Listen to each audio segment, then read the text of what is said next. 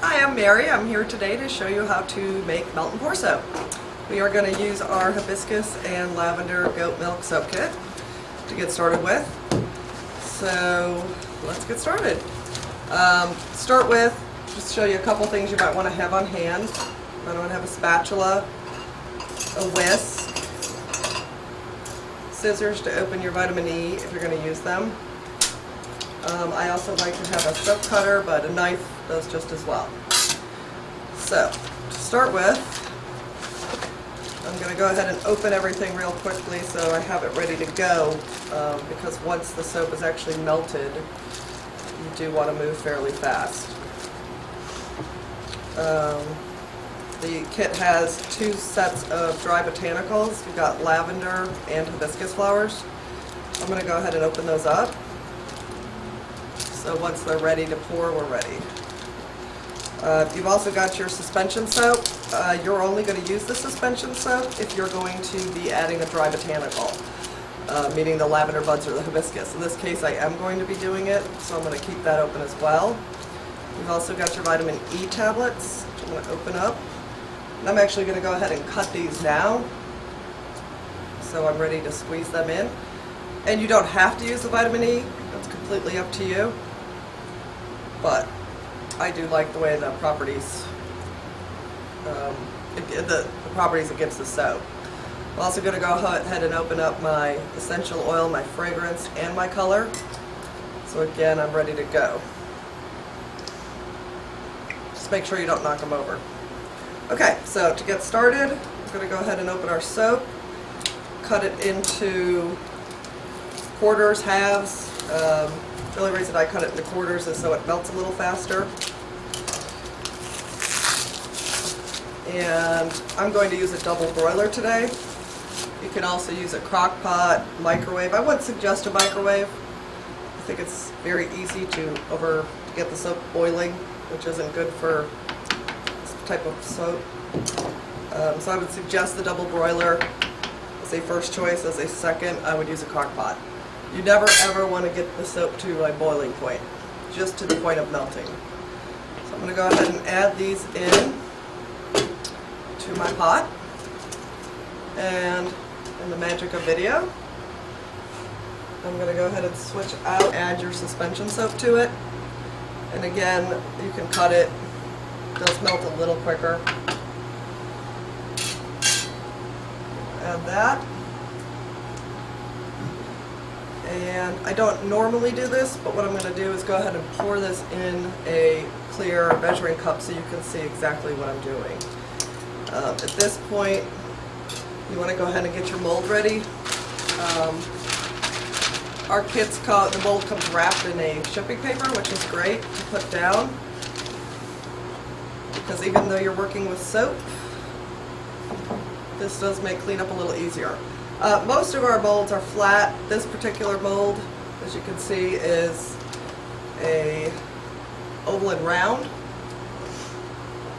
so it's not exactly flat, and you do want to make sure you have a flat base to work off of. So I've got my mold ready to go.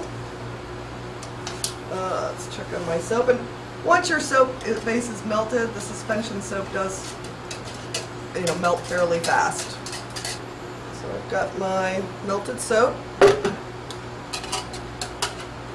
going to go ahead, and again, I don't normally do this, but I'm going to go ahead and transfer this into the clear measuring cup so you can see what I'm doing. And at this point, you do want to try to move fairly fast, because you do not want the soap to cool. Take my whisk. And the first thing I'm going to add is my color. And again, color a little bit goes a long way. I'm only going to add a little. In my case, I wanted to go for kind of a pale lavender, since I'm going to be using lavender buds in my soap and a lavender fragrance oil.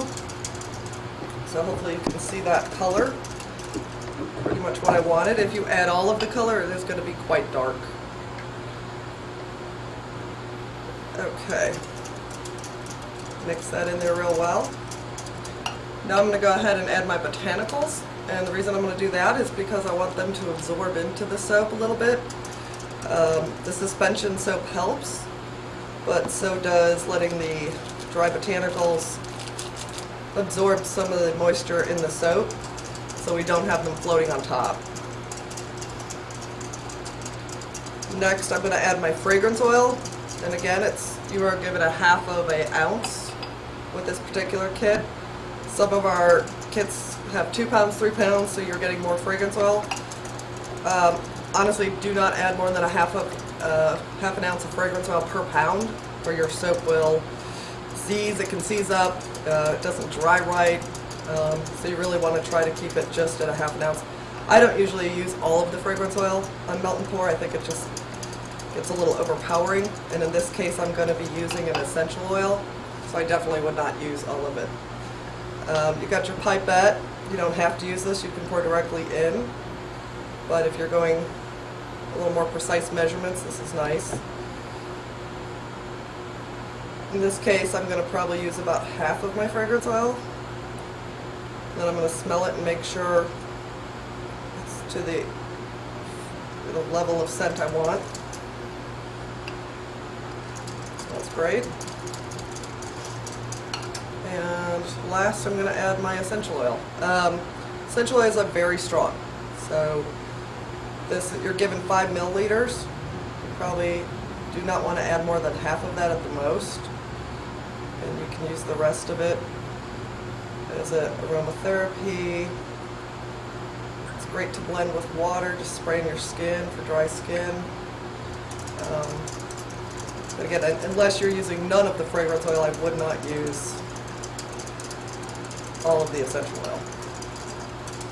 Rule of thumb again is about 1/2 pound per, or 1/2 ounce per pound.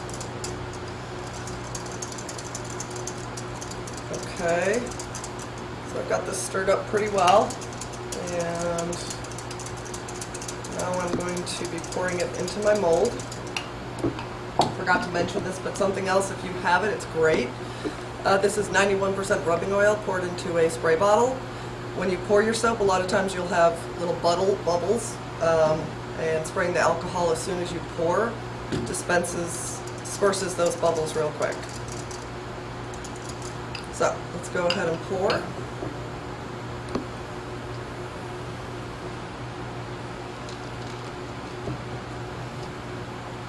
And just a little hint, you might want to over pour a little bit, only because it does make it quite a bit easier to remove the soap from the mold.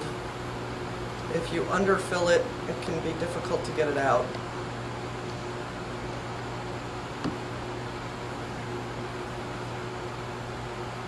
And if you want to make some of the soap without a botanical, because if you're using this on your face, I probably would not suggest using a dry botanical. So if you want to make some of this without a dry botanical, just go ahead and melt half of it at a time.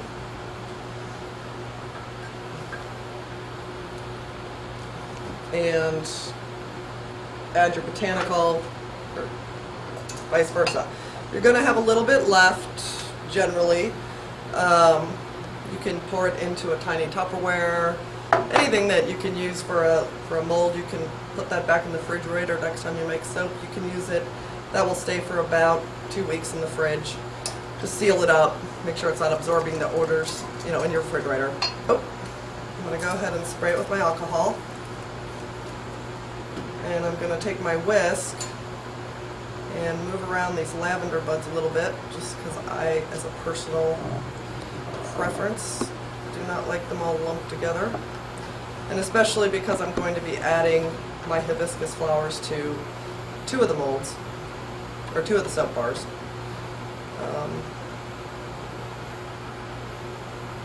And until you see a skin developing on the back of the soap, you can pretty much keep moving it around. And the lavender buds really won't change the soap, the properties, the texture, anything. It will change the texture. It really just makes a excellent exfoliant for your skin.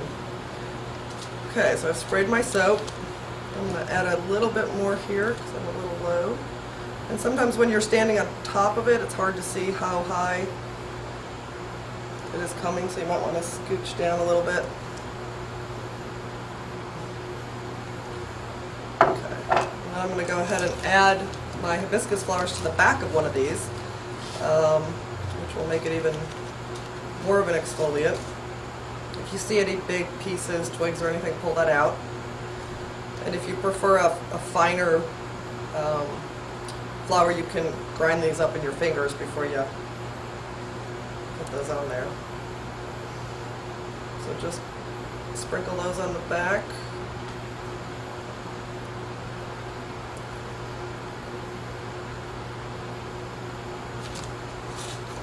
So I'm going to use 2.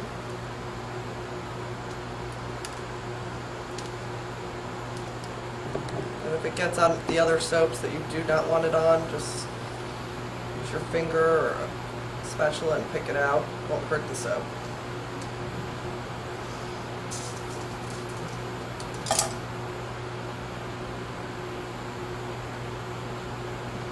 Okay, so our soap is done. I am going to recommend you let this sit for about 24 hours. You can pop it earlier. I wouldn't suggest it. It's more difficult to pop.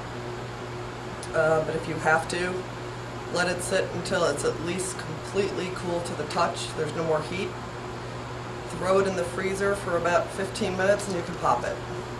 So, again, we had made this soap yesterday, so I can show you how it looks when we pop it. And what I did, and you don't have to do this, but if you're going to use this as gifts, you might want to take a knife or your soap cutter, scrape the back of it. I don't know if you can see this, but I over poured, and I do have some on the sides. You can cut it after you pop it or before, it doesn't really matter. And you don't have to. It's not necessary, it'll still pop without it. So this soap sat overnight. What you want to do is you want to gently, before you turn it over, squeeze the back of each one. Gently. You don't want to crack the mold. And I'm going to flip it over. These are popping really easy. Okay, and we have our soap. Real pretty. There is our lavender. So you can see the lavender came through. Looks real pretty. And I have the dry hibiscus on the back there.